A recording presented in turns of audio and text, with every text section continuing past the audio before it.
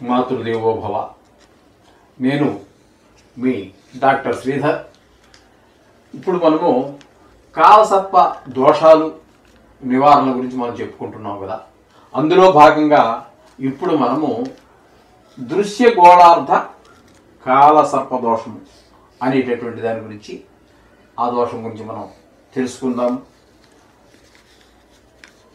లగ్నము నుండి మనకి ఇంతకు ముందు మనం చెప్పుకున్నటువంటి శేషనాగకాల సర్పంలో 6లో రాహు ఉంది, 7లో కేతు ఉంది. ఇప్పుడు దానికి క్వైట్ ఆపోజిట్ అన్నమాట. అంటే 6లో కేతు వస్తుంది, ఇక్కడ మన దృశ్య గోళార్ధంలో రాహు ఏమో 7లో ఉంటుంది. ఇక ఈ రాహుకేతువుని వదిలిస్తే మిగతా 7 గ్రహాలు ఉన్నాయి కదా, నవగ్రహాల్లో ఈ 7 గ్రహాలు కూడా ఈ కేతువుకి రాహుకి మధ్యలో ఉండాలి. దీన్ని దృశ్య గోళార్ధ కాలసర్ప దోషం అంటారు. అలాగే లగ్నంలో కానీ, ద్వితీయంలో కానీ, తృతీయంలో కానీ, చతుర్థంలో కానీ, పంచమంలో కానీ ఏ గ్రహాలు ఉండవు. దీన్ని చాలామంది అపసవ్య కాలసర్ప దోషంగా కూడా చెప్తూ ఉంటారు. ఎందుకంటే ఇప్పటి వరకు మనం ముందు చెప్పుకున్నటువంటివన్నీ కూడా రాహుకేతువుల మధ్యలో ఇరుక్కున్నాయి గ్రహాలు. ఇప్పుడు ఇక్కడ మీకు కేతువుకి రాహుకి మధ్యలో ఇరుక్కున్నాయి అన్ని గ్రహాలు కూడా. అందుచేత దీన్ని అపసవ్య అని కూడా అంటూ ఉంటారు. యాక్చువల్లీ శాస్త్రీయమైన నామధేయం ఏంటంటే వారు పెట్టినటువంటిది దృశ్య గోళార్ధ కాలసర్ప దోషం అనే మొత్తం వ్యవహారంలో వ్యవహరించడం మంచిది. పెద్దలు దానికి ఆ నామకరణం చేశారు కాబట్టి.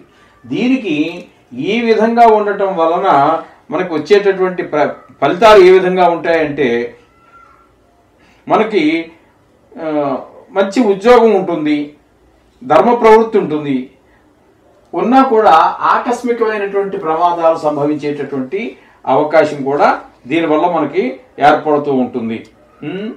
అందుచేత జీవితంలో సగభాగం సంపాదన, ఆ సంపాదనలో ఎక్కువ భాగం ఖర్చులు పుణ్యకార్యాలకి వినియోగించడం ఈ విధంగా జరుగుతూ ఉంటుంది.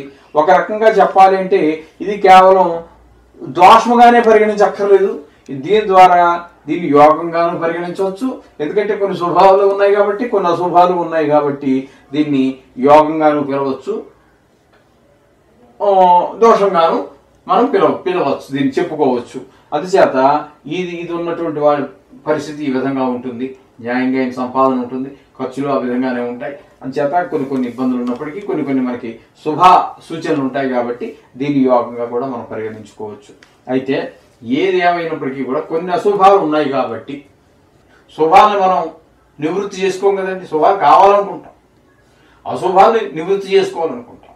అందుచేత ఈ అశుభాలను నివృత్తి చేసుకోవటం అంటే ఇప్పుడు ఈ దృశ్య గోళార్ధ కాలసర్పం ద్వారా సంభవించేటటువంటి మనకి ఏవైతే కష్టాలు ఉన్నాయో వాటిని తగ్గించుకోవడం కోసం వీటికి కూడా మనం ఈ నివారణ చేసుకోవడం అనేది చాలా ఇంపార్టెంట్ అయిన విషయం. అందుచేత అన్నింటిలో చెప్పుకున్నట్టుగానే అన్ని కాలసర్ప దోషాలకి యోగాలకి చెప్పుకున్నట్టుగానే దీన్ని కూడా చేసుకోవాల్సిందే.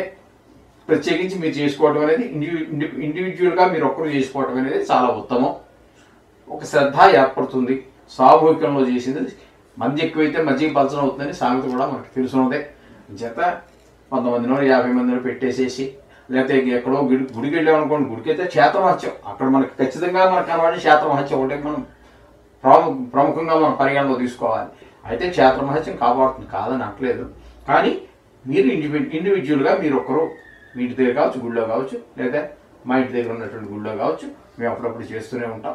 మీకు ఏదైనా అవసరపడినట్టయితే స్క్రోల్ మీద కనబడేటువంటి మా నెంబర్కి మీరు ఫోన్ చేస్తే తప్పకుండా మేము మీకు అందుబాటులో ఉంటాం. ఎనీ టైం మీకు ఆ కార్యక్రమాన్ని సశాస్త్రీయంగా పూర్తి చేస్తాం.